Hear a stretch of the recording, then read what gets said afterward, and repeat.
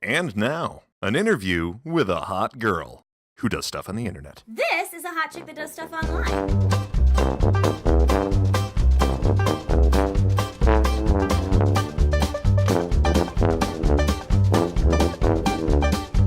Catherine Randolph.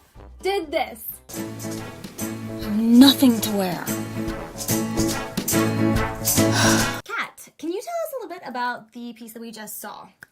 That is a piece from our web series called White People Problems, about the stupid problems that white people have, which really anyone wealthy has, but, you know, we like to make fun of white people because why not? You're originally from the South. I am. I actually grew up in Mississippi, and I came out to USC when I was 18. I went to the theater program at USC, and I stayed because I liked it. Why wouldn't you love California?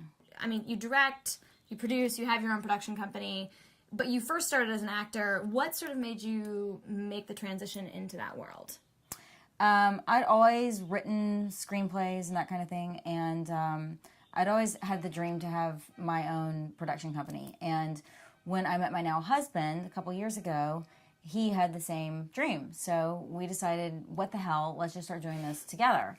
And so our first project we actually did completely on our own. We just grabbed 2 cameras and we came up with a story that would allow us to do a found footage style movie. So we could literally shoot it ourselves. Right. Which allowed us to not really have to use any money.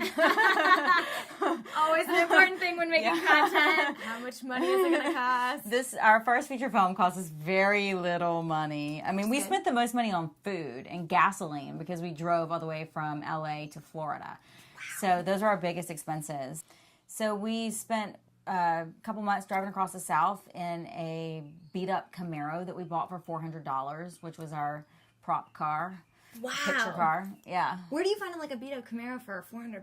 Just like somebody on the side of a road? Well, actually, interesting story. I shot a movie as an actress down in Mississippi called Rites of Spring, and they had some beat-up cars on that movie, and I asked the producers, where did you get these amazing toys? Right. And they got them off a wreckage lot, and they gave me the number of the guy, and I called him up. We went out to the wreckage lot, and we picked out this Camaro. It actually had a rat in it, and it didn't run, but the guy like spent the weekend getting it to run for us, and he gave it to us for $400. I mean, we gave it back when we were done filming because we didn't want to keep it. Right. You were like, did you keep the rat though with it, or were you like, no, you can have it? No, we fried that up and ate it for supper. Oh, nice. Yeah. Okay, you got to save money. Yeah, you Low gotta budget. save money, low Right. budget, totally. Yeah. So, as a filmmaker yourself, and that you've been in this industry for a really long time, is there any advice that you would give to people, you know, young women, young men who are sort of like coming up, dealing with sort of this whole internet world, new media? You know, what would you say to them if you were like, this is what I wish I had done, or this is what I would do? Just do it. Whatever it is that you are thinking of that you want to shoot, no, you don't need all that money that you think you need to do it. Unless, like, you want a plane or something, your daddy doesn't Or have maybe you one. want an extra $5 not to eat a rat? Yeah, maybe.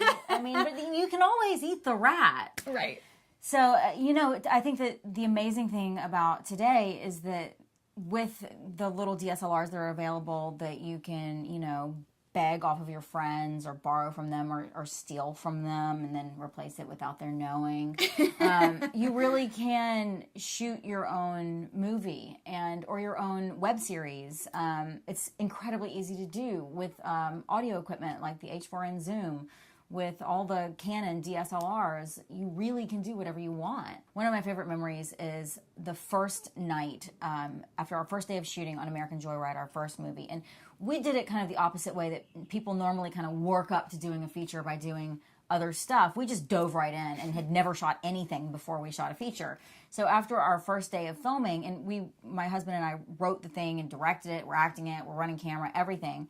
And the first day we imported that footage and we were looking at it on our computer screen and we were just tripping out. We were like, whoa, this was in my head and now it exists and you can watch it. I think it's so cool the way that the DSLR movement has democratized film.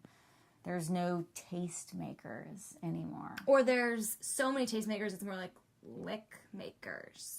Yeah, like, what's your taste? Right. Just lick it and try. Right. I'm gonna lick my cannon a little bit later by myself. Kat, are you ready to play Hot Meat of the Week? Hot I was meat born ready. of the week. Ah! $600 million Powerball. Yes, please. Triple Crown. Winner. Train crash. Loser. Michael Jackson. Crazy ants taking over the South. In my pants. That was the Hot Meat of the Week. Hot meat I love you. of the week. Go ahead right now. It's right in front of you. Just pick it up. It's not going to bite you. Guys, thank you so much for tuning in to my interview with the very lovely Catherine Randolph. Remember to check out our new content on Tuesdays. I'm your host, Sarah Fletcher. This is The Meaty Grind. And remember what Mama says. Don't ever let the sun go down on your wrath, or the wrath go down on your son. Oh.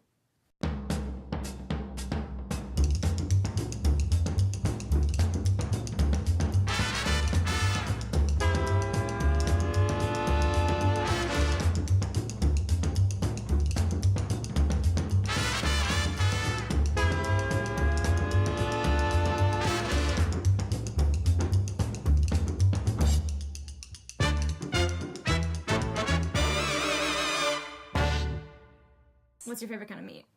I'm a fish person. I really Okay. love fish. Super into like tuna, raw,